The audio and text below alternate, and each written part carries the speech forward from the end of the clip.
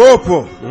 Bokar Traoré ni y'an sigilen kɛnɛba in kan kɛnɛ salen kɛnɛ lahɔrɔma kɛnɛ Bokar Traoré lamɛnbaa minnu sigilen bɛ ka makɔnɔ Bokari an b'u bɛɛ lajɛlen fɔ k'u waleɲuman dɔn maa minnu tulo b'an kana jamana kɔnɔ jamana kɔfɛ an b'a fɔ u ni sɔgɔma maa minnu bɛ tile la k'u ni tile dɔw fana bɛ su la diɲɛ kɔnɔ ka dun u ni su Bokari a mana kɛ fan o fan fɛ an b'a fɔ ko bɛɛ lajɛlen bisimila kunnafoni balan kɛnɛ kan kunnafoni balan ye juwakun kɔnɔ siɲɛ 5 Bokari maa minnu bɛ kunnafoni balan baara kɛ jɛgɛfɔ la maa 5 don karamɔgɔ Daba Tunkara an b'a fɔ ka waleɲuman dɔn bi y'a ka se ka na fiɲɛ bɔ ye an jɔn ni journaliste Seydou o tuma nin waati la a fana bɛ lafiya la an jɔn ni Amadu El Konare a fana bɛ lafiya la ne jɔn ni Bokari Traoré e ni ne kɛmɛ bi kunnafoni lasebaa ye jɛgɛfɔ ɲɛmayaso y'a wakili d'an kan Bokari nka baara in tɛ kɛ maa saba baara kɔ an bɛ Jakite nɛgɛ kɛrɛfɛ juru b'ale bolo Mali kɔnɔ Mali kɔ kan an kumakan bɛ se ka taa diɲɛ fantan 4 bɛɛ lajɛlen kɔnɔ o dangana b'ale bolo kunnafoni a sɛbɛkɔrɔ sɔnsɔnni bɛ politiki kuma jamana basigibaliya jamana bilisa ɲagami Malidenw ka bɛnbaliya Mali yɛrɛ dagaba lombo lanbalen don Bokari ni Ala ni kira sɔnna ma jɛgɛfɔ ɲɛmayaso ka yamaruya kɔnɔ an bɛna n da don a la ni k'a tɛrɛmɛ a ka kɛ ten e ko cogo di k'a fɔ an bɛ di ye k'a ka fiɲɛ bɔ an senkɔrɔ o bɛ bɛn Jɛka Jabate naamu Zabantigiw kɛlɛnajɔ o tɛ nɔnfɔn bɔ ne tiɲɛ ne ko bala cogo bɛ di Bokari Traoré ne bɛ n tigɛ don Nouvelle Horizon fasiriba n'o ye Toguna A Traoré Toguna A Traoré Bokari a fɔra a kɛra Mali cɛmancɛ fanga masakɛ kura colonel Assimi Goïta Bokari Traoré kunu Centre International de Conférence de Bamako la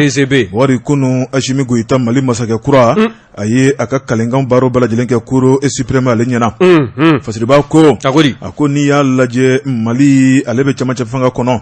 Bokari Traoré kabini jamanakuntigi kɔrɔ Ibrahim Boubacar Keita ale ka fanga dafirila k'a daminɛ don fo bi Mali bɛ cɛmancɛ fanga kɔnɔ cɛmancɛ fanga kunfɔlɔ daminɛ ni maa min ye kalo 9 tɛmɛnen kɔ n'o ye Cɛjan Bandaw ale ka gouvernement ɲɛma Mokhtar Wani Bokari Traoré sɔrɔsi minnu kɛra sababu ye ni ka fanga d'u ma o sɔrɔsi kelen kɛra sababu ye ni ka fanga kelen bɔsi ka b'u bolo Bokari Traoré min ye sɔrɔsiw ye u y'a yira k'a fɔ olu yɛrɛ kɔni bɛna lajɛ sa ni ka jamana ta u bolo la gɛlɛya mun bɛ jamana in kɔnɔ Bokari Traoré u tun ye dana ta ka da maa minnu ka dana jigi ma fa Bokari siga kɔni t'a la u yɛrɛ bɛ tɛmɛ ni baara ye o baara o de nun donna kunu min ye Mali sariyasun n'o ye Cour suprême ye Bokari Traoré sariyaden minnu kan ka kalan ni ka jamanakuntigi kɛ jamanakuntigi ye u y'o sariyadenw bɛɛ lajɛlen kalan ni ka ɲɛfɔli kɛ a kan ka kɔlɔsi jamana na cogo min na a kan ka jamanadenw bɛɛ lajɛlen minɛ bolo kelen mun kan Bokari Traoré degun mun bɛ jamana in kɔnɔ da donna nin bɛɛ la ka parata kelen kelen ni ka sɔrɔ ka sira di a ma Bokari ka sira d'a ma k'a kɛ masakɛ ye Mali ni a kɔnɔfɛn bɛɛ lajɛlen b'i ka bila kɔnɔna la e de ye Mali ɲɛmaaba ye min ye malidenw ye i k'i janto malidenw na malidenw kana kɔngɔ malidenw kana tɔɔrɔ gɛlɛya jugu min bɛ jamana in kɔnɔ n'o ye bamancɛ wale ka kɛ sababu ye k'o basi ka bɔ jamana in kɔnɔ baarako gɛlɛya ni fantanya dun ka fa i ka nin bɛɛ lajɛlen sabati ka taa bila kɛnɛ la jamanadenw ye o kumakanw bɛɛ lajɛlen tɛmɛnen kɔ min ye Mali masakɛ kura cɛmancɛ fanga ɲɛma colonel Assimi Goïta Bokari a y'a bolo fila kɔrɔta sanfɛ a ko n ye n kale Mali sariya sunba kan n ye n kale malidenw ɲɛna n ye n kale min ye jamana sariya sun ye Bokari Traoré fɛn o fɛn ni bilala sira fɛn o fɛn n'a fɔra n ye o tuma n b'a kɛ jamanadenw ye n t'a kan sɔsɔ fiyewu fasiriba ko n'o ye Toguna A Traoré ye a ko min ye colonel Assimi Goïta Bokari min kɔni tigɛra ye o warawarala kun sabu a y'a da don kuma dɔ la n'o ye nafoloko ye Cɛjan Bandaw Bokari jiginna tun bɛ ka taa k'o sɛgɛrɛ a bɛ sara mun ta n'o ye 1,150,000 ye Mali bɛ degun mun kɔnɔ a b'o ta san kelen wa kalo 9 a ye dɔ sɔrɔ ayiwa ja wari ka di maakɔrɔ ye koyi Cɛjan kɔni ma perdu i nana ma sumalen k'i ta ka bɔ i ka foro kɔnɔ ka na 1,250,000 di ma Bandaw wala k'i ka kini kɛ malo yɛrɛ o tuma an bɛ malo min don ta yɛrɛ i bɛ malo jalani de kana jɔya o man d'a ye o ka bɛn o kana bɛn mɔ i bɛ 3e choix de kan président ta premier choix ne ko e delila k'o nɛnɛ wa ka bɔ la min ma ye ma me ma da ne fɔlɔ dɛ o kuma ala ka ne ni nɔgɔya ami aw n'an welela don min na k'an ka taa tilela dun don ana bɔ a kan an b'a nana o don Bokari Tarawele parce que b'a ko min ye jamana masakɛ kura ye colonel Asimi Goyita a ko ale bɛ sara min ta kalo kalo Bokari k'a b'o fɔ malidenw ye a kan kɔrɔtalen a wasalen ko mali bɛ tɔɔrɔ min kɔnɔna la o kuma k'ale jɛn'a ka sara wari kɔ ala ka dɔw ma bɔ Jabate n'an dusu suma a ye dɔ kɛ miliyari 1 ani miliyɔn 800 kalo 8 tɔ min bɛ yen k'ale yafara a ka sara wari kɔ a barata an dɔgɔkɛ a hakili ka bɔ a ye ko ɲuman kɛ walayi a hakili ka bɔ Bokari Tarawele fan dɔ fɛ n'i y'a lajɛ min bɛ bɔ gulokibani kun na o bɛ fara a kɔnɔ kan siga t'o la ko min kɔni ye miliyari 1 ni miliyɔn 800 a ko siga kɔni t'a la jamanakuntigi y'o fɔ jamanadenw ɲɛna k'ale yafara kɔ a ka sara la a t'a fɛ Bokari Tarawele wari ka di bɛɛ lajɛlen ye nka ko n'i y'a lajɛ jamana bɛ degun mun na dɔw bɛ yen u tɛ ji sɔrɔ ka min dɔw bɛ yen u tɛ furakɛli sɔrɔ dɔw yɛrɛ bɛ yen kɔngɔ bɛ u la ko ka wari don da fɛ ani kalanko o bɛ maa caman an dusu salo la wallahi a bɛ maa caman mago dilan an dusu salo la parce que ba ko Bokari Tarawele colonel Asimi Goyita a ko min bɛ Mali kɔnɔ bi a ma se a ka ɲɛfɔ ale ye sabu ale yɛrɛ ye sɔrɔsi ye ni degun tɛ filɛ fo kelen o bɛ malidenw kan bi a ko n'i y'a lajɛ ka Mali bɔ juguw bolo ka Mali kɛ malidenw sago ye o ye ale ka haminako belebeleba ye ka malidenw don da kelen fɛ k'u bɔ da kelen fɛ o ye ale ka haminako ye dunkafa sabatili Bokari o y'ale ka haminako ye Bokari min ye baarako gɛlɛya ye kɛrɛnkɛrɛnna denmisɛnnin naka minnu bɛ yen n'olu de jamana siniɲɛsigiw ye ka baara ɲini u ye k'o y'ale ka haminako ye a ka hakilinaw ka ɲi nin kɔni ye chance de jeunes bolo colonel Asimi Goyita san 30 ani san 7 Bokari Tarawele nin ye chance de jeunes bolo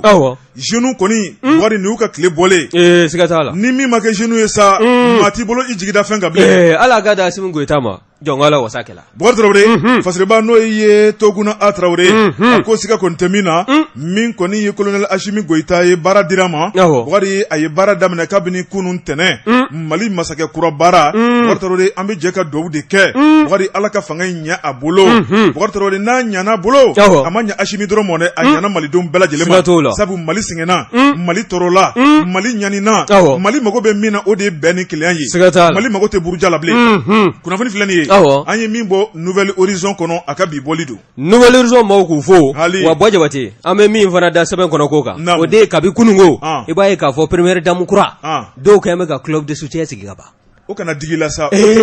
o kelen de kɛlɛ i bɛ k'a ka fanga jamana tɛ taa ɲini jamana ya o de kuma in man ɲi kuma in man ɲi Bokari wa a k'i jantu la a bɛɛ nakari club de soutien club des amis n'i ye maa maa la a bɛɛ nada walayi n'a tigi ka fanga yɛlɛmana don o don o bɛ kɔ bila Madame Goyita bɛ kati kabini san jumɛn i ye club des amis ma tɔgɔ la mɔgɔ si t'a dɔn sabu bi a kɛra première dame ye n'u m'u ta ɲini o bɛ mun kɛ kana jigin o la to yen ayiwa tɛmɛ n'i ka baara ye bɔ Jabate o ko tɛ ko dugumɛnɛ sɔnkɔrɔ o de bɛ kiri goya la ni ne n tɛgɛ don ni sɛbɛn bɛ bɔ sɛbɛn min n'o k'a ma ko le rossignol le rossignol a kuma bɛ fɛn min kan o de ye anw ka cɛmancɛrɔ fangabulon ɲɛmaa kura n'o ye docteur Choguel Kokala M Mayiga ye ko yalima Choguel Kokala Mayiga n'a ma ɲɛ k'a fɔ cɛmancɛrɔ fanga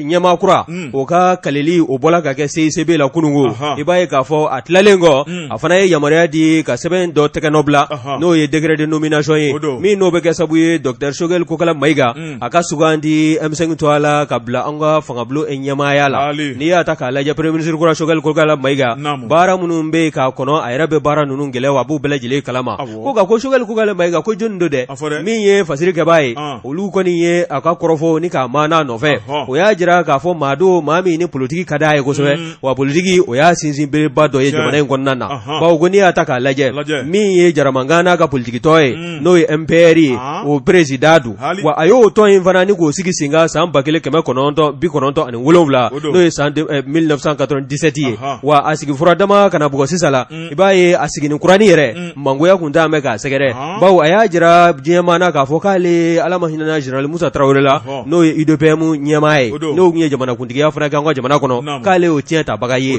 wa o kɛla sabu ye ni k'a ka mangoya ni k'a jidi wa o tɛmɛlen kɔfɛ o bɛɛ ma maa kofɔlen ni k'a timinangoya min ye politiki ye a kɔni a y'i wasa don ka i cɛsiri k'a baaraw ni k'a boloda an ka jamana kɔnɔ wa a jirala fana k'a fɔ min ye maa kofɔlen n'o ye docteur Choguel Kokala Mayiga ye a ye kalanw a y'o walanw jaso anw ka jamana kɔnɔ n'i y'a ta k'a lajɛ min ye kabi san 1970 min ye an ka ni premier ministre kura ye n'o ye an ka cɛmancɛ fanga ye Dr Choguel Kokala Mayiga a ye min ye a bɛ wele ko baccalauréat technique n'o ye mathématique technique industrielle ye MTI a y'o jaso ni k'o sɛbɛnfura ɲini ni k'o bila a dufa kɔnɔ n'i y'a ta k'a lajɛ min ye maa kofɔlen ye a kalanna kosɛbɛ bawo min ye Irisiw ka jamana ye a taara ni ka taa t'i sen jɔ o kɛnɛ fana kan k'o walɔnw bɛɛ lajɛlen kɛ k'o fori o sɛbɛnw fana k'o ta k'o bila a dufa la maa kofɔlen n'i y'a ta k'a lajɛ maa min don maa suru min don a ka gileki-kan o tɛ minɛ bawo wala n'i y'a ta k'a lajɛ i t'a a maa kalanlen filɛ ka taa sɔrɔ maa min don a kalan bɛ fo k'a dantɛmɛ min ye Dr Choguel Kokala Mayiga ye hakilinajigi min ye halisa min ye denmisɛnninko ka tɔn min n'o tun bɛ UDPM tɔgɔ la an ka jamana in kɔnɔ bɛɛ b'a ye k'a fɔ a ka MPR tɔn sigili o ma sigi gansan min ye o denmisɛnninkaw ka tɔn ye a tun b'o tɔn in kɔnɔna na o jɔyɔrɔba belebele kun t'a mɛn ka di a ma n'a ma ɲɛ k'a fɔ o ka fanga o dafila n'o Général Musa Traoré ala k'a hinɛ min y'o ka fanga dafirili ye san 1991 i b'a ye k'a fɔ Dr Choguel Kokala Mayiga a kɔni sigila ni ka fiɲɛ taa f'a lajɛ min ye san 1997 ye tɔn in sigilen kɔ a jirala k'a fɔ min ye maa don min n'a bɛ politiki dɔn kosɛbɛ politiki fɛɛrɛw ni a siramisɛnw a bɛ se ka nin bɛɛ lajɛlen taama wa n'i ye kɔrɔfɔw lajɛ min ye n'a ma ɲɛ k'a fɔ Elhaji Ibrahim Boubacar Keita k'a to premier ministre la Alpha Umaru Konare ka jamanakuntigiya waatiw la o ye welew bila a ma wa i bɛ y'a ta k'a lajɛ fana n'a ma ɲɛ k'a fɔ min ye Ibrahim Boubacar Keita o ka fangaw dafirilen kɔ min ye Dr Choguel Kokala Mayiga ye k'a jɔyɔrɔ bonyana o fanga dafirili fana na bawo min ye mouvement du 5 juin ye M5 RP o ɲɛmaaya o tun bɛ a bolo o comité stratégique o ɲɛmaaya tala ka di a ma wa a y'a jira fana k'a fɔ min ye Elhaji Ibrahim Boubacar Keita ye o ka fanga k'o bɛ o dafiri ko bawo jamana tala ka kalifa a la san 7 jamanadenw tun bɛ fɛn min nɔfɛ a bolo k'a ma se k'o ɲini k'o di a ma min ye san 7 ye gɛlɛya de jidila ka taa min ye lakanabaliya ye fo ka taa se an ka kɛnɛyakow ma nin bɛɛ lajɛlen donna ngalama na min ye Dr Choguel Kokala Mayiga ye a y'a jira fana k'a fɔ min ye jamana in ye k'a sela sa waati ye bɛɛ lajɛlen k'i fanga fara ɲɔgɔn kan o kɛla sabu ye wulikajɔw kɔni kɛla an ka monument de l'indépendance o bɔlɔnw furancɛw kɔnɔna na ka se ka min ye Elhaji Ibrahim Boubacar Keita k'a ka fanga ni k'a dafiri ka bɛn uti kalo dɔ tile 18 ma san 2020 wa k'a minɛ waati fo sisan fo ka na se a sugandili ma o dongo i b'a ye k'a fɔ Dr Choguel Kokala Mayiga a ma kasiraw a m'u falen a taabolo ani a kɛwalew ninnu si falema don nin si la wa sugandili min filɛ nin ye ko yalima doni min t'an bɛ ka ɲu a kun a bɛ na se doni in kɔrɔ wa ɲininkali bɔ bɛ ka kɛ nin kun ye sɛbɛn min n'an y'a sama ka bɔ le Rossignol kɔnɔ olu fana y'a sɔrɔ maa minnu bolo o de ye Radio France Internationale Boubacar Traoré ne bɛ n tigɛ don ko kura ko n'i ye min kɛ cɛw tatɔ la u seginbatɔ la i b'i sigi n'o ye dɛ Boubacar Traoré a ko min kɔni ye jamana gouvernement kura Boubacar Traoré sigikɛn bɛ ni k'o makɔnɔ Boubacar n'a dumaya k'a fɔ ko jamana masakɛ dɔnna premier ministre dɔnna ministre maa 25 olu fana bɛna dɔn tile 2 in na jɔn ni jɔn de bɛna kɛ garisɛgɛ dumantigiw ye Boubacar siga kɔni tɛ min na min kɔni ye farafarali ye o bɛna daminɛ tuguni a ko an ka jamana in bɛ to farafaraliw la wa an ka jamana in bɛna to bɛnbaliya la wa politiki bɛnbaliya kun ye mun ye wariko don bɛnbaliya foyi tɛ politiki la ni wariko tɛ mun wɛrɛ bɛ baraji t'a la ala ko sira tɛ baraji t'a la n bɛ Mali fɛ Boubacar n ko ye kuma dumanw de ye n bɛ Mali fɛ o ye n bɛ jɔyɔrɔ de nɔfɛ i bɛ k'a fɔ min ma k'i bɛ Mali fɛ i bɛ Mali fɛ dɛ walahi n'i y'a sɛgɛsɛgɛ o bɛ Mali fɛ n'i ye politiki kɛlɛ bɛɛ filɛ nin ye Boubacar Traoré Fasiriba ko nouvelle horizon kɔnɔ a ko siga kɔni tɛmɛna n'o ye AAD a ko min kɔni ye jɛrɛjɛkulu kura dɔ ye Boubacar Traoré n'i y'a jateminɛ ale kɔni bangera a ko araba tɛmɛnen n'o bɛnna juin kalo tile 2 ma Boubacar min kɔni ye pyramide du souvenir ye Bamakɔ cɛmancɛ la yan a ko lajɛ belebele o tun sigilen bɛ sen kan lajɛ in a hakilina bɔra politiki maaw ale ni jɛrɛjɛkulu kelennabaw de la Boubacar Traoré u taara ɲɔgɔn ye ni ka ɲɔgɔn faamu hakilina belebele ka Mali ko dɔn Fasiriba ko maa minnu tun bɛ nin kɛnɛ kan n'o ye parti ngulɔmaw ye i tulo kɛrɛbɔsigi APR coalition des forces patriotiques n'o ye COFAP Alliance pour la démocratie au Mali Parti africain pour la solidarité et la justice ADEMA PAJ Alliance pour la République et le progrès ARP les forces démocratiques et pour la prospérité FDP Boubacar min ye parti et pour la reconnaissance nationale la n'o ye Parena Parti pour le développement économique et la solidarité, PDS, Parti socialiste et PS Yelenkura, Union malienne de rassemblement démocratique africain no UMRDA. Bor Traoré nunu de ɲɔgɔn u ka ɲɔgɔn ye Bugari ko tali kɛra mun kan o de ye jona fiɲɛ tulukala dɔnna ka ban masakɛ dɔnna Bugari Traoré premier ministre dɔnna o kuma Mali ko yɛrɛ la an fana bɛna jɔyɔrɔ kura jumɛn ta an ka ɲɔgɔn ye an k'o jɔyɔrɔ kura boloda a fɔ olu ma fa ten sa maa de bɛ fa ayiwa o kuma ne ye min f'i ye se hakili bɔra quoi ni maa min bɛ politique kɔnɔ Bugari fo ka taa fɔ don min na i bɔra foyi tɛ jɔyɔrɔ ko kɛlɛ ni nata kɛlɛ kɔ wariko don Maliko tɛ wariko don Maliko de slogan ye da kɔnɔ ayiwa politique maaw aw kana n'an tɔɔrɔ yan tugun dɛ ka malidenw sɔrɔ kɔni Maliko ka bɔ a la min Bugari Traoré parce que b'a n'o ye AAD a ko nin jɛrɛjɛkulu kura n'o ye parti politique 9 ye ale ni u ka formation wɛrɛ Bugari Traoré ninnu ka lajɛ k'a bɛ bila minɛn min kɔnɔ o de ye an ka kɛ kɔnɔkulu kelen ye Bugari ko n'i y'a jateminɛ fɛn dɔ tɛ fɔ nka sifa bɛ dɔn a ko siga kɔni tɛ min na Bugari hali n'u m'u da don o la min ye M5 RP Bugari Traoré olu tun bɛ ka ngwara mun da Ibrahim Boubacar Keita la Bugari siga kɔni t'a la k'u bɛ fɛ ka n'o jɔyɔrɔ kelen de la koyi Bugari nka o kɔni ma fɔ maa ye nka n'i y'a lajɛ u ko u bɛ kangari mun da cɛmancɛ fanga ɲɛmaaw ye n'o ye fanga kura maaw ye u k'a lajɛ u ka Mali sariya bato Mali sariya ye min fɔ Bugari min ye dialogue national inclusif ye min fɔ u k'a bɛɛ lajɛlen bato a batocogo la accord de paix d'Alger Bugari u k'a bato a batocogo la gɛlɛya jugu min bɛ jamana in kɔnɔ u ka kɛ hakilina taba ye ni ka gɛlɛya jugu in ta ka bɔ yen Bugari Traoré min ye banbanciya wale n'o kɛmɛ ka malidenw dɛsɛ ka sunɔgɔ Bugari u ka kɛ sababu ye ni k'o ta ka bɔ jamana in kɔnɔ Bugari k'u sigilen bɛ k'u lajɛ u tɛ taa u tɛ maa ci Bugari min ye jamana ye n'a ma k'u sago ye u bɛ bɔ don dɔ de hali n'u m'o fɔ o ma u bɛ n'u si kɛ taama na wa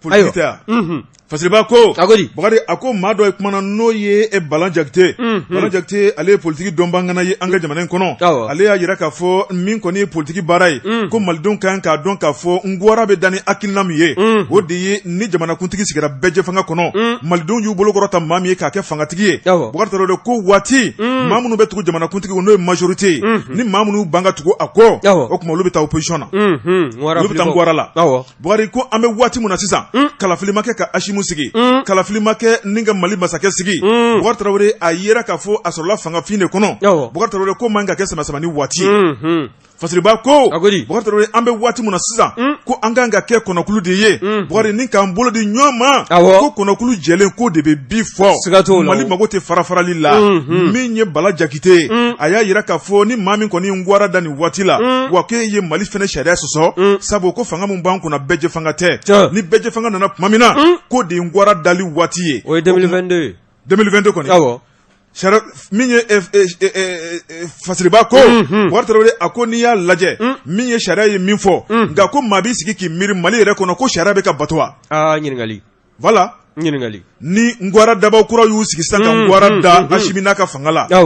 n'o ye sariya kansɔsɔ ye sariya yɛrɛ bɛ ka bato Mali kɔnɔ bi wa kunnafoni filɛ nin ye an ye min bɔ Nouvelle Horizon kɔnɔ a ka bi bɔli don Jabate a ye n bila n ka kulusi jala siri o b'a sɔrɔ i b'i ɲinw de bolo ni ne n tɛgɛ don ni sɛbɛn bɛ bɔ sɛbɛn min n'o k'a ma ko Lampi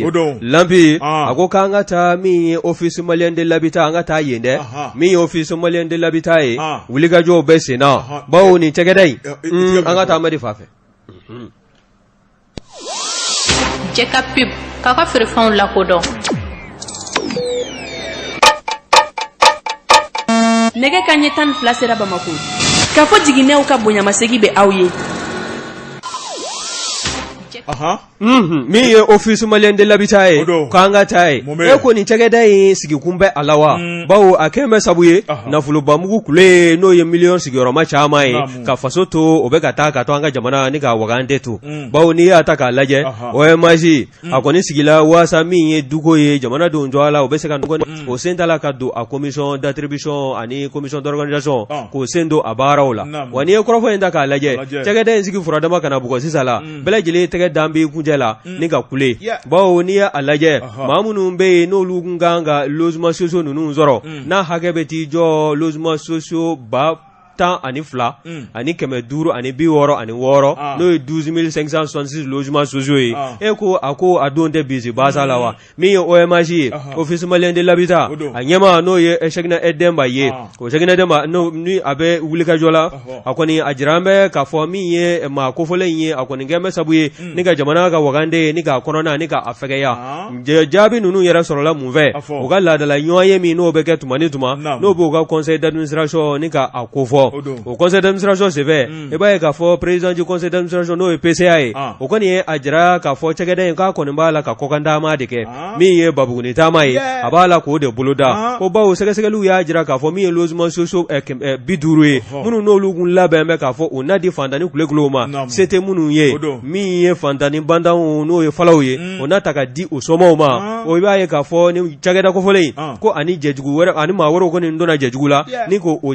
logement sociaux 50 k'o feere k'o nafolo mugu ta ni k'a kɛ u sago ye bawo n'i y'a nafolo yɛrɛ ta k'a lajɛ a dagosi bɛ t'i jɔ sɛfɔ wari $31,000 ani 100,000 bɔɲɔgɔnko la wa min y'a ta k'a lajɛ fana maa min n'o bɛ a janfa la anw ka maa kologirin dɔ bɛ yen minnu kɔni n'o bɛ baara kɛ an ka district la o kɔni ko o masurunyama dɔ k'o sen bɛ ko in na wa n'i ye kɔrɔfɔ in lajɛ Faziri Kɛba ka fɔ la n'o ye MD ye a y'a jira k'a fɔ min ye OMH ye bi na wulikɛn bɛ a nɔfɛ bawo faraɲɔgɔnkan jɛkulu min bɛ yen n'a bɛ wele ko Organisation de défense des droits au logement social au Mali n'o ye ODDLM ye olu kɔni y'a jira k'a fɔ k'u tɛ a bila f'u da joli ma bawo ko logement social min n'o b'a la ka di maaw ma k'a t'a la ka kɛ jɛlenya kɔnɔ wa tɛgɛnkɔni sin bɛ maa ba caman na anw ka jamana in kɔnɔna na wa ko n'i y'a lajɛ halisa min y'o ka laadala ɲɔgɔn ye i n'a fɔ n da tula la cogo min na min kɛla laban kɔsada in na n'o ye conseil d'administration ye jigikɛn bɛ ka nafolo min kɔnɔ ani baaraw boloda bɛ ka jigi da nafolo min kan san 2021 na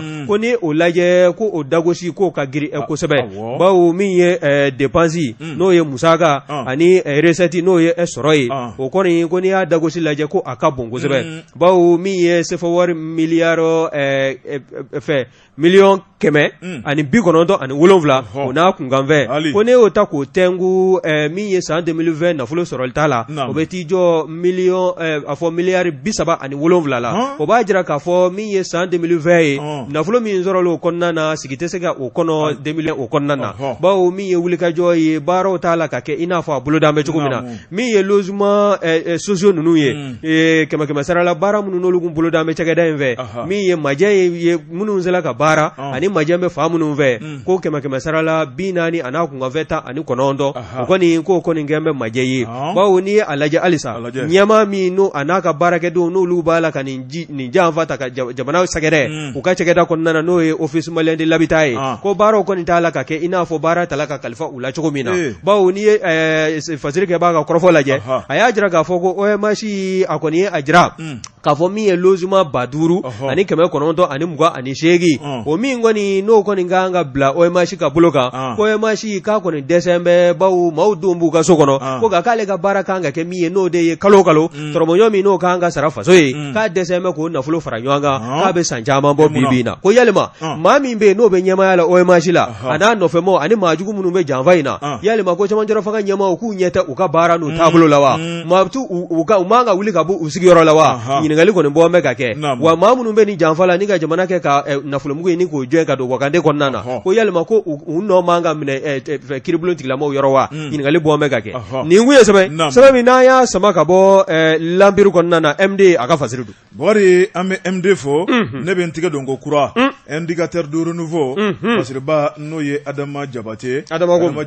a ko basigibaliya Bɔkari min ye an ka lakanabaaw ye diɲɛ ma don o don u b'u sɔn Bɔkari Tarawele a ko sanjikɔrɔ wɔsi de ti dɔn n'o tɛ Mali finitigilakaw Bɔkari tile tɛ bɔ ka ben Bɔkari Tarawele n'u ma nisɔndiya ta ka malidenw sɛgɛrɛ fan dɔ fɛ a ko kɛrɛnkɛrɛnnenya la a ko ni maa min ye min kɛ don min na o ta bɛ fɔ Mali gendarmerie nationale Bɔkari Tarawele a baarakɛbaw Bɔkari u ka bolofara mun bɛ n'o ye brigade fluviale ye Bɔkari n'olu ka baara bɛn bɛ ji kan ani geren kan Bɔkari k'u ye bolo ta ka da banbagaci ŋana 3 u n'u ka janfabaw kan fasiriba ko agodi bori ningara kari tɛmɛnen su min ye kalo tɛmɛnen tile 23 ka taa bila ntɛnɛndo kalo tile 24 o su tɛmɛnen nɛgɛ kaɲa 3 n'o ye 3h du matin bori su araba konjo min ye ji tɛ lama waati min na bori bɛɛ lajɛlen ni ka haminanko don ni bamancu olu de fana bɛ tɔɔrɔ jugu ta ni k'u ka baaraw boloda a ko min ye telefɔni kan dɔ kɔni ye olu sɔrɔ min ye olu ka brigade n'o ye brigade fluviale ye joona a ye na sabu min ye tɔɔrɔ ye o b'an ka gerenka bori o tɔɔrɔ in o tɛ yɔrɔ wɛrɛ la o de ye Turela Turela bori Tarawele ale ni banko bori u cɛman jan ɲɔgɔn na min ye Sanankɔrɔba ale marabolo don bori min kɔni ye bamancu ye i b'a ye k'a fɔ olu de wulila fari bori wulilen fari o tuma min kɔni y'u ka maramafɛnw u y'o ta sabu u delimakɔrɔ don bori u filɛ ni k'u kunda ji de kan u si b'a daminɛ san 21 ka taa bila san 28 na bori min ye maa 3 don denmisɛnnin galabu duman maa 3 u ta y'u ni ye bori foyi tɛ min b'u kɛɲɛ fasiriba ko bori u taara se danganda la tuma min na sabu min ye yɔrɔ kofɔlen n'o ye Turela bori i b'a ye k'a fɔ ji bɛ fasiriba ko a ko min kɔni ye ni bamanci ninnu ye maa min bɛ u ɲɛ o de ye MS ye MS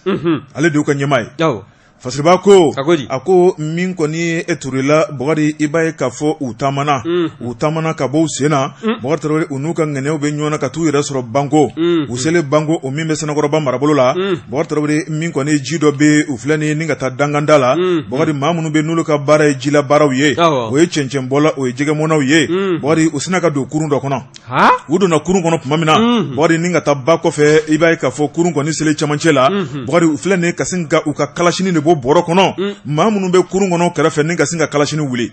kalasini wulila tuma min na bori Tarawele tigama don kule la 3h du matin waatiw la bori maaw kɔni kulela bori bɛɛ lajɛlen bolo de kun ni ka woronto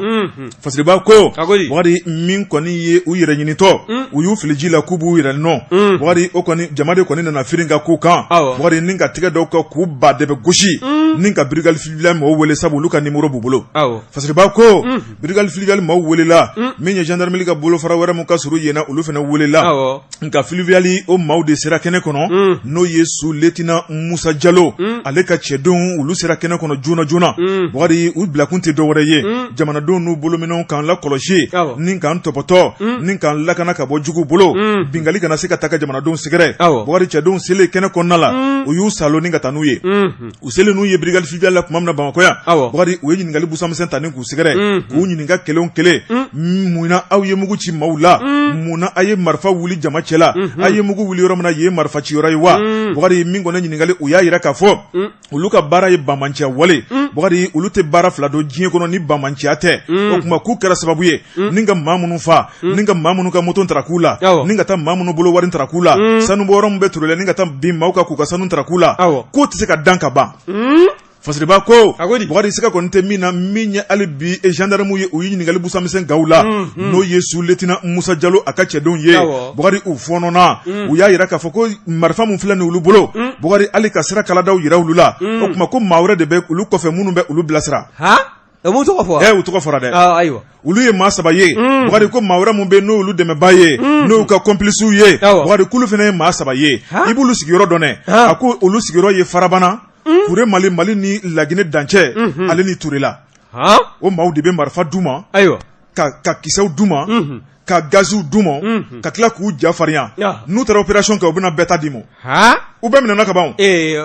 sous-lieutenant Musa Jalo bori Tarawele ale ni a jɛɲɔgɔn u y'a yira k'a fɔ malidenw ye n'i y'a mɛn ni bamanciw minɛna ko dɔwɛrɛ tɛ koyi maaw de ye kɔnɔnajɛlenya baara kɛ ko sabu ko fini tigilaka tɛ dɔwɛrɛ ye bori ka se ka dugudenw lakana n'a ye tiɲɛnikɛla ye a y'u kofɔ k'o de bɛ kɛ sababu ye ni kana ni lafiya sigida kɔnɔna la nka maa caman de wulila ni ka t'u ka plainte k'o ta k'u sɛgɛrɛ k'a yira k'a fɔ k'olu ka moto suyɛnna olu ka maaw fara olu bolofɛnw tarakila o tuma ko cɛ nɔ tɛ muso tɛ a minɛbaaw de filɛlen filɛ fo tan bori Tarawele fasiriba ko a ko min ye gendarmew ye o tuma ko foli kan ka k'u ye gendarmew ka ɲɛmaaba n'o ye directeur général ye bori Tarawele an bɛ don min na ko bi o bɛ maa min bolo o de ye colonel major Samu Menkɔrɔ Jakite a filɛ k'a bɛ baara la a bɛ baara la dɛ Samu Menkɔrɔ Jakite bori Tarawele o tuma k'a ka cɛdenw bɛ baara la bori a ka danaya bɛ maa minnu fana kan ale ye Jakitela ka ɲuman ye a ka danaya bɛ maa minnu fana kan ni o ye chef escadron commandant Lassine Taba Keita belebele belebele a fana bɛ baara la non a bɛ baara la wari a ka cɛdenw bɛ baara la su fara tile kan jalakɔrɔji Kati wari ni ka taa Blankabakɔrɔ droit wari Tarawele Senu maa min fana bɛ Senu wari i b'o dɔn wa o fana ye lieutenant Musa Touré a fana bɛ baara la dɛ wari kunnafoni filɛ nin ye an ye min bɔ indicateur de renouveau kɔnɔ a ka bɔli don Bɔjabate ne ye Bamanjilakaw ka maana bila ne b'a ta bawo sɛbɛn min filɛ n bolo n'u b'a wele ko soir de Bamako o fana kɛn bɛ ka kɔrɔfɔ dɔɔni ka maana Yusufu Konate ale de ye Dabaji karamɔgɔ ye bawo n'i ye kɔrɔfɔ in ta k'a lajɛ min ye procureur de la commune Kati ye e ko a bilen tɛ ɲinili la wa bawo ko kɔsada in na anw ka réseaux sociaux sanfɛla la i b'a ye k'a fɔ ko dɔ kɔni kun kɛn bɛ ka kamalen dɔ minɛ k'o siri a ka atelier poteau dɔ la k'a sɔrɔ ka salibo n'o ye sujɛlikɛla ye k'o mɛnɛ ka to k'a fariw jeni jeni a ye mun kɛ ko a ye suyɛli kɛ awɔ article 320 kana siga maa min kɔni b'a la ka jeni k'a sigakɛla la k'a ye fɛn dɔ suyɛ k'a ye suyɛli kɛ i b'a ye k'a fɔ o kɔni bɛ kulo sugu bɛɛ lajɛlen na magaritɔkan sugu bɛɛ lajɛlen bɛ bɔ a da kɔnɔ wa o ko ninnu bɛɛ lajɛlen de kɛla maaw dɔw jɔlen ɲɛnɛ maa si ma se k'a fɔ a ko k'a ka dabila wa min ye procureur de la commune Kati ye ale kɔni ye a sariya t'a yɛrɛ kan k'a fɔ min ye sɛgɛsɛgɛli jɛkulu ye o ka sigi maa ninnu u ka ɲini tɛgɛ ka da u bɛɛ lajɛlen kan u ka wele u ka ɲininka bawo min ye fasiri kɛbaa ye n'o ye Yusufu Konate ye a jirala k'a fɔ n'i ye video in ta ni k'a lajɛ baara in b'a la ka kɛ yɔrɔ min na ani atelier min kɔnɔna na ko atelier in k'a ɲinina fɔ k'a ladɔn a lakodɔn wa o tɛmɛlen kɔ ka bɔ yen min ye sɛgɛsɛgɛliw fana ye k'a bɛ maa min ka danganiya kɔnɔ k'o ye 9e arrondissement ye 9e arrondissement o maaw kɔni ci la procureur de la commune Kati fɛ o ka se ka taa sɛgɛsɛgɛli ta ni ka yɔrɔ kofɔlen in sɛgɛlɛ min ye maa min bɛ yen n'a ta ye yɔrɔ in ye wa ni maa min n'o bɛ video in na ka to ka nin kamalen sirilen atelier in kɔnɔ ka to k'a jeni ni salimo ye i b'a fɔ a b'a fɛ k'a sude a ye mun de kɛ di k'a ye suyɛli kɛ a ye fɛn dɔ de ta a y'a ka fɛn dɔ ta atelier kɔnɔ suyɛni o kɔnɔ o ye fini ye o a ye n'a fɔra atelier a bɛ b'a fɔ sudelikɛ yɔrɔ de don awɔ a bɛ k'a sude de kamalen subhanallah a salimo de mɛnɛ b'a bolo a bɛ to k'a libérer bonya a b'a dɔgɔya n'a y'a bonya a b'a ɲɛsin a farikolo fa dɔ ma yalima e bɛ suyɛli kɛ tuguni wa e tɛ suyɛli i t'a ye ka to yen wa n'a y'o kɛ a bɛ tasuma in de barisa ma hali mɔdenw tɛ suyɛni kɛ bilen o kɔni bɛ magaritɔkan sugu bɛɛ lajɛlen kan ka bɔ a ye a ka sude fo ka dɔ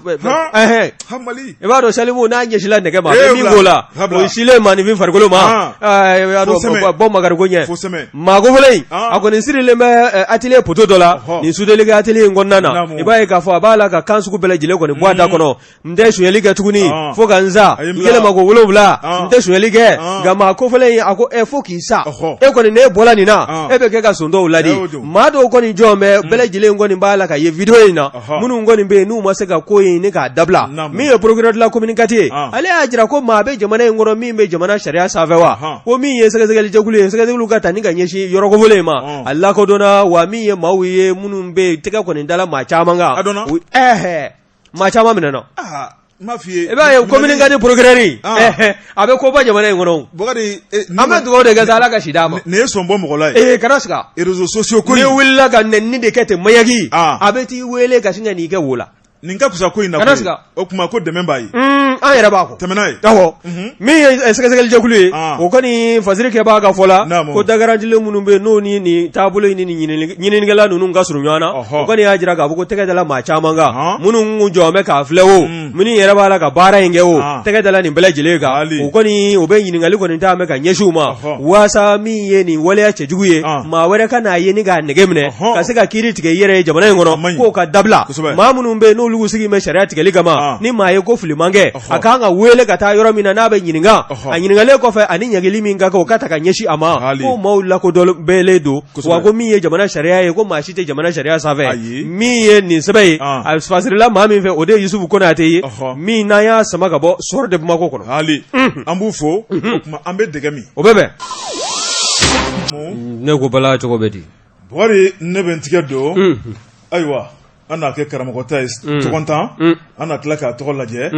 fasiriba n'o ye Alassane Cissé wari Alassane Cissé ko ako an ka taa CMDT la Mali sɛnɛkɛlaw olu tɔgɔla soba wari n'i y'a lajɛ Mali kɔɔri sɛnɛnaw wari jarajakulu mun sigilen bɛ kɔɔri a bɛ se ka kɛ sɔrɔfɛn Mali kɔnɔ cogo min na wari CMDT n'i y'a lajɛ ko gɛlɛya b'u kan bi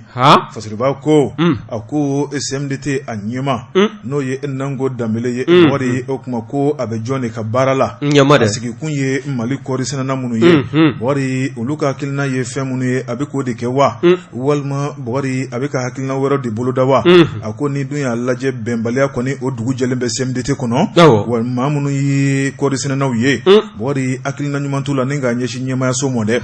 a ko min kɔni ye gɛrɛntɛ dan o de b'u ni ɲɔgɔn cɛ a ko k'a daminɛ janvier 2020 wari kana bila an bɛ don min na ko bi a ko dekun bɛ CMDT kan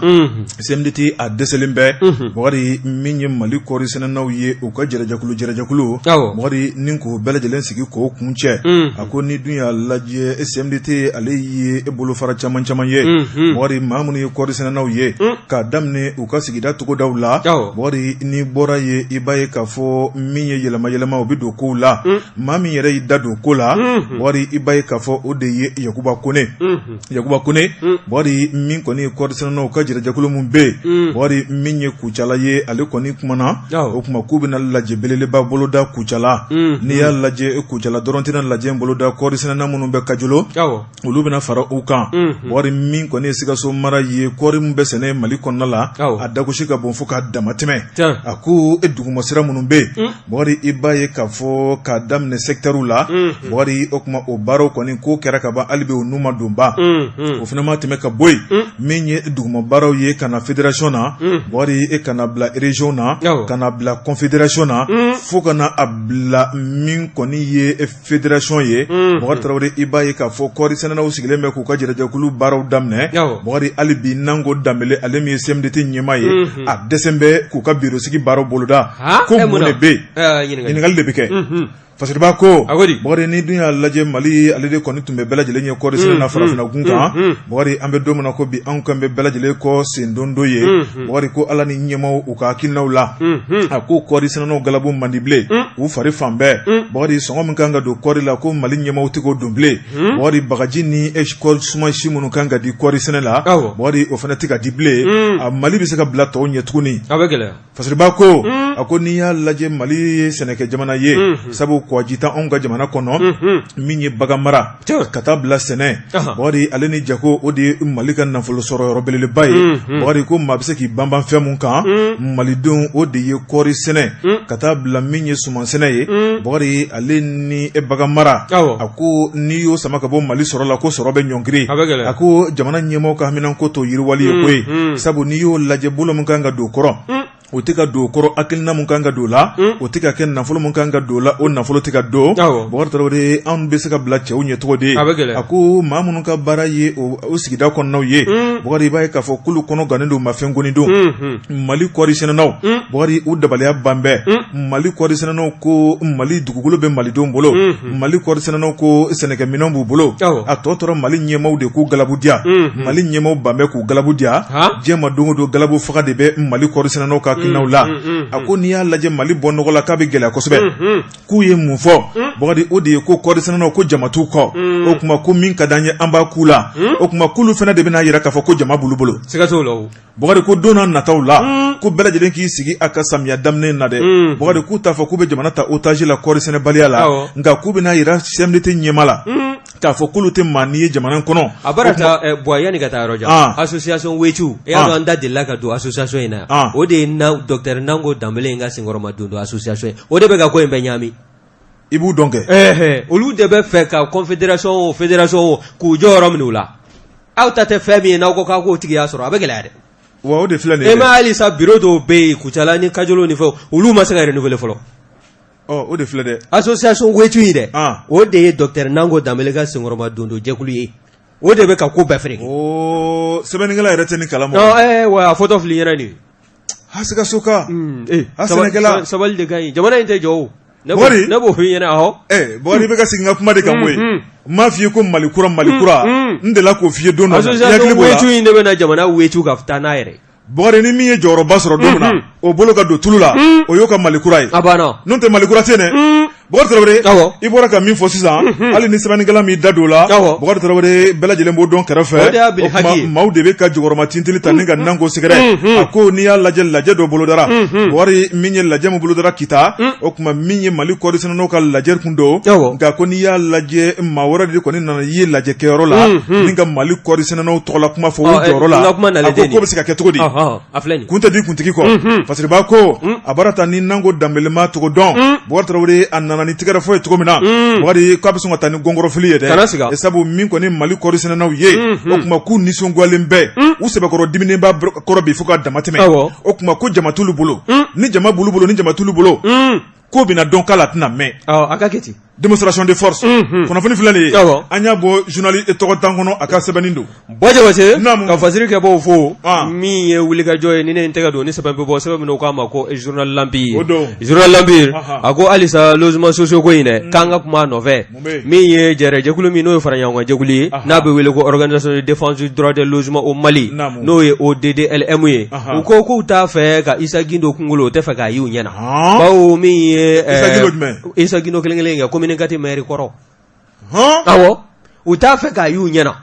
bawo bibi na jɛkulu dɔ bɛ a b'u ɲɛmaaya la n'o ye commission d'attribution des logements sociaux ye maa minnu n'o ni logements sociaux ninnu sɔrɔli ka kan ale b'o jɛkulu a b'o ɲɛmaaya la an bɛ don min ko bi bawo n'i ye kɔrɔfɔ ta k'a lajɛ min ye jalakili ye jalakili in n'o bɔra organisation de défense des droits des logements au Mali yɔrɔ ka ɲɛsin a ma o de ye ko logement social ko a kɔni b'a la ka di cogo min na maaw ma ko a kɔni k'a t'a la ka di jɛlenya kɔnɔna na ko wa k'u wulen bɛ a nɔfɛ koyi min ye fara ɲɔgɔn kan jɛkulu in ye olu ka kuma lasela Fasirikɛba selen kɔ a ma n'o MD a kɔni y'a jira k'a fɔ Isa Gindo wa min kɔni a to ala kuma tɛ se ka fɔ olu ɲɛkɔrɔ wa bibi na o kan bɛ ka wuli k'u jɔ diɲɛ fan jamana in seleke naani kɔnɔna na u b'a fɔ ka da bɛɛ lajɛlen tulo kan bɛɛ lajɛlen k'a fa mun fana min ye Isa Gindo ye ko a ka gɛn ka bɔ min ye commission in ɲɛmaaya a ka wuli ka bɔ yen bawo bibi na min ye logement social ye n'i y'a ta k'a lajɛ ko 50 bɔɲɔgɔnko a kun fɔla ko k'o di fantani kule ma o 50 in kan ka bɔ logement social 300 ni 743 de la ka di fantan ma sete minnu ye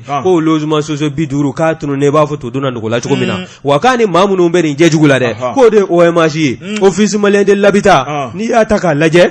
o ɲɛma i n'a fɔ an da tula la an kun filila to a la k'a kɛ Sɛkinɛ Dɛnba ye Segu Dɛnba de don Sɛkinɛ Dɛnba tɛ dɛ Segu Dɛnba o de ye office malien de l'habitat o de y'a directeur général ye o Segu Dɛnba ye o ni Isa Gindo k'u bɛ ɲɔgɔn kalama ko wa ko min ye nin logement social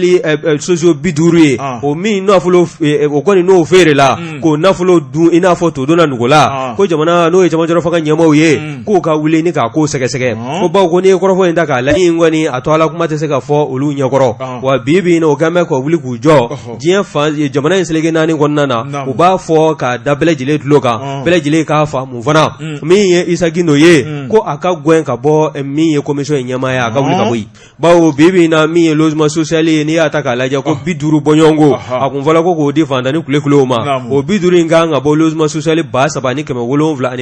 743 de la ka di fantan ma sete minnu ye ko logement social 50 k'a tununnen b'a fɔ to donna nugu la cogo min na wa k'a ni maa minnu bɛ nin jɛjugu la dɛ k'o de OMH ye office malien de l'habitat n'i y'a ta k'a lajɛ o ɲɛma i n'a fɔ an da tula la an kun filila to a la k'a kɛ Sɛkinɛ Dɛnba ye Segu Dɛnba de don Sɛkinɛ Dɛnba tɛ dɛ Segu Dɛnba o de ye office malien de l'habitat o de y'a directeur général ye o Segu Dɛnba ye o ni Isa Gindo k'u bɛ ɲɔgɔn kalama ko wa ko min ye nin logement social sociaux 50 ye o min nafolo o kɔni n'o feere la ko nafolo dun i n'a fɔ to donna nugu la ko jamana n'o ye camanjɔrɔ fanga ɲɛmaaw ye k'o ka wuli ni k'a ko sɛgɛsɛgɛ ko bawo ko n'i ye kɔrɔfɔ in ta k'a lajɛ Kokala Mayiga hali n'a sɔrɔla ministre ma sigi fɔlɔ ko ni ministre sigila bɛɛ k'o ka sɛgɛsɛgɛli ta n'a bɛ wele nanzarakan na ko audit dɛ ka fɛsɛfɛsɛli ni sɛgɛsɛgɛli ta ka ɲɛsin logement social 400 bɔɲɔgɔnko k'olu kɔni dila k'u ba di jɛlenya kɔnɔ awɔ ko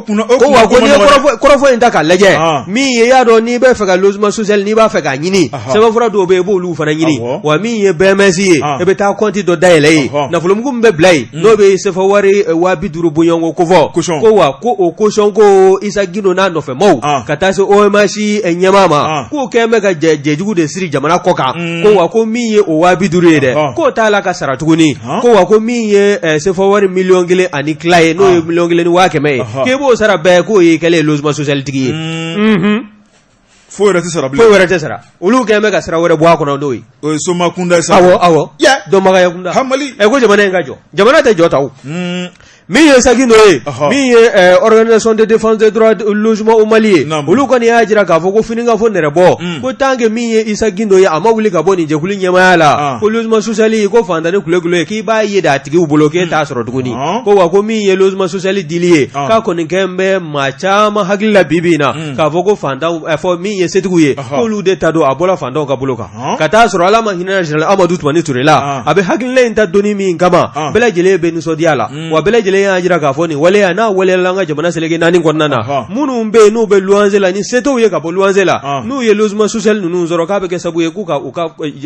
degun ni ka camanba de ta ka bɔ a kan wa tɛgɛnkɔni sin bɛ maa min na bi o de ye Isa Gindo ye commission d'attribution de logements sociaux o ɲɛmaa don ka taa se OMS ɲɛmaa ma n'o ye Segu Dɛnba ye. Wa i hakili b'a la maa min ye ATT dɛmɛ kosɛbɛ u fila bɛɛ bɛ tiɲɛ so. Venezuela président kɔrɔ Hugo Chavez. 20 milliards de francs CFA. Wa ɲamana logement social olu de y'a jɔ ha. Hakili b'a la dɛ. 20 milliards. A ko k'a bɛ ATT dɛmɛ. Ka fantanw ka soko nɔgɔya. Dankɔrɔba in bɛ u fila bɛɛ bɛ tiɲɛ so. An b'a fɔ de k'Ala k'u hinɛ. Ami. Min ye organisation de défense des droits de logement social au Mali ye. Ale kɔni ye kɔrɔfɔ n'u y'u ka kuma lasela ye a bɛ sɔn halisa kɔrɔfɔ fɛ. A y'a jira k'a fɔ ko n'i y'a ye commission d'organisation d'attribution de logement social o ɲɛmaaya tala ka kalifa Isa Gindo la dɛ. Ko bawo k'a waatini n'a donni kama ko min ye jamanakuntigi kɔrɔ ye dɛ Elhaji Ibrahim Boubacar Keita k'o ka tɔn maa kologirin don ko wa ko min ye première dame y'a donni kama fana madame Keita Aminata Touré Aminata Maïga ko wa ko ka saki tala fana do wa o de kala sabu ye ne k'a ta k'a bila ni jɔyɔrɔ in na. Amaba. A banna nin kun ye sɛbɛn min n'an y'a sama ka bɔ journal L'Empire kɔnɔna na MD u ka fasiri don. Wari an bɛ L'Empire maaw bɛɛ lajɛlen fɔ ko Ala ka hakilina ɲuman d'a ma Ala ka jamana diya Ala ka jamana basigi Wari Tarawele diɲɛ ma don o don o n'a kumakan don wari Mali ko tɔɔrɔ i t'a dɔn i bɛ taa min i t'a dɔn i bɛ min kɛ bilen wari an bɛ jɛ ka dugawu de kɛ Ala k'an jɔyɔrɔ bɛɛ citi ma kunnafoni tun kɛra minɛn kɔnɔ k'o d'a ma wari nin ye minɛn siyanilen ye ni minɛn dun siyanila ni tilala b'i tigɛ nɔ ka barika da barika bɛ da lamɛnnikɛlaw ye barika bɛ da dɛmɛbaw ye barika bɛ da jukɔrɔmatintibaw ye wari an bɛ jakiti ale tun bolo bɛ nɛgɛ karafe la yanni an b'an kɔ don nin ye foli kɛrɛnkɛrɛnnen ye an b'o ta ni ka na wa min ye Arama Laya Seni Kunte ye a ko min ye a dɔɔnin ye ko kunnafoni laban min n'a y'o sɔrɔ k'o de ye ko Titibugu ko denmisɛnnin kofɔlen n'a si bɛ san 15 la k'a yela ye wa ka a yelen ka minɛ o don fɔ bisa i b'a ye k'a fɔ maa kofɔlen a kɔni b'a la ka taa dɔrɔn ko a ɲininen bɛ Ala ka maa ŋaniya ɲumantigi bɛɛ lajɛlen fɛ n'i ye ale dɔɔnin ye n'o ye Amadou Alpha Djibo ye n'a si bɛ san 15 la i ka jija ka nɛgɛjuru kalan min n'o ye 73 76 78 18 ni m'o bɛɛ sɔrɔ i ka nana ye radio jɛkafɔ la ko faamuyali ko ɲuman o dan bɛ nin communiqué in kan. Bakari kunnafoni kunna banna n'Ala ni kira sɔrɔ a ma sini araba karamɔgɔ Daba Tunkara ale ni Amadou El Konare bɛ ɲɔgɔn sɔrɔ kɛnɛ kan o kuma Burapele n'a ka jama bɛ n'u sigi sisan surafana t'o ma don ni kunnafoni kelen bɛ sanfɛla ma an b'a fɔ sa ani cɛ ka tulo